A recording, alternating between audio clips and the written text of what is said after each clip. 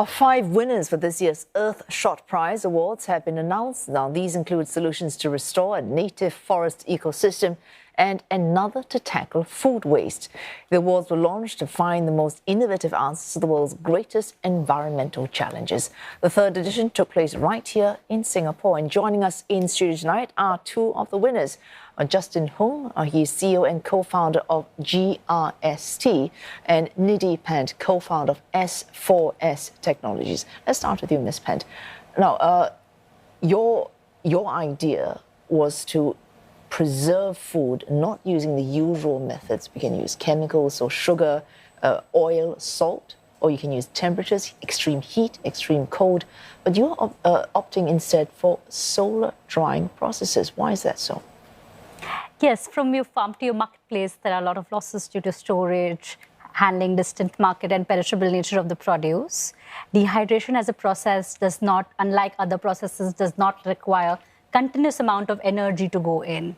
And and once you take out the moisture, it increases the shelf life of the produce by 12 months.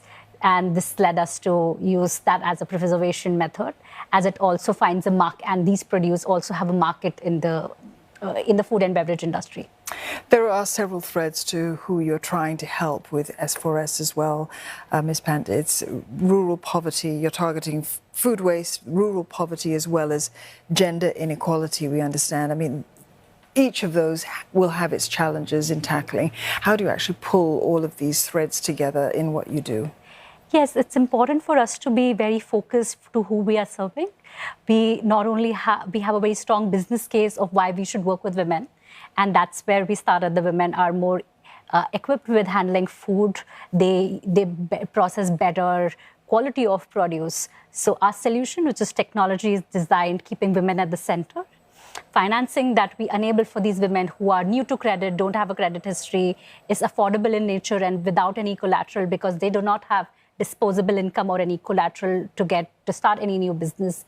Also, the need for these women is more because they cannot find livelihood options staying at the villages. They work as farm workers or daily wage workers. So, and the third and the most important part is that we give them an assured market, which gives them a lot of possibility, and it doubles down their household income. So the idea was definitely to keep women at the center and design everything around it. So our every decision is through the gender-first approach. All right, Mr. Hung, first, congratulations. Thank you. All right. Now, I'm sure you're going to find this ridiculously simplistic, but if I could sum up your winning idea, it's eco-friendly lithium batteries. So, in other words, inventing a cheaper, cleaner way to make and recycle lithium-ion batteries. The most obvious opportunity for that is electric vehicles. How would your invention, or I suppose you're pushing forward of this idea, factor in terms of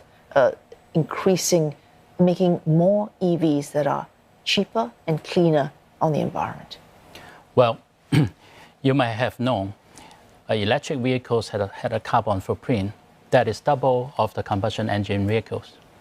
And 60% of the electric vehicles emission... Double the footprint? Yes, double the footprint of the combustion engine vehicles. So where does this come from? It comes 60% from the batteries. So if you are able to reduce the carbon footprint from the batteries, that helps a lot. And today's batteries is made with toxic chemicals, with high energy consumption, and with an engineering methodology that is difficult to recycle.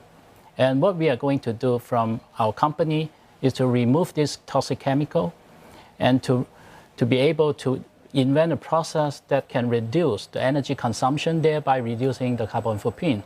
And eventually, what matters is we have to design, or we have to make a battery that is specifically designed for recycling.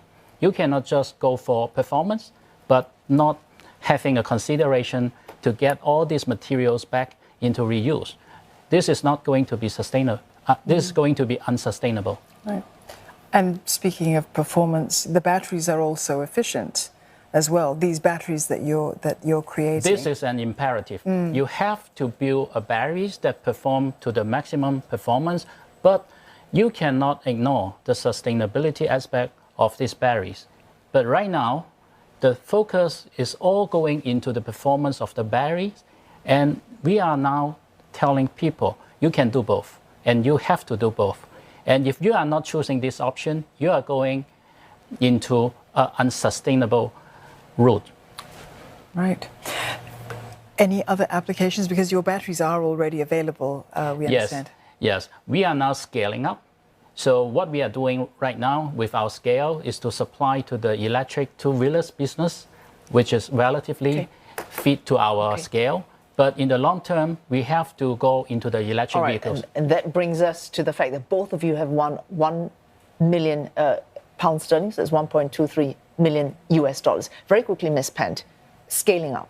This money, what's going to do for you? First yourself, then Mr. Hung. Very quickly. Yes, this money is going to help us scale and export the products made by our micro entrepreneurs to global platforms. So this will help us find newer markets for them, higher valued markets for them, so that way they can earn and more additional income.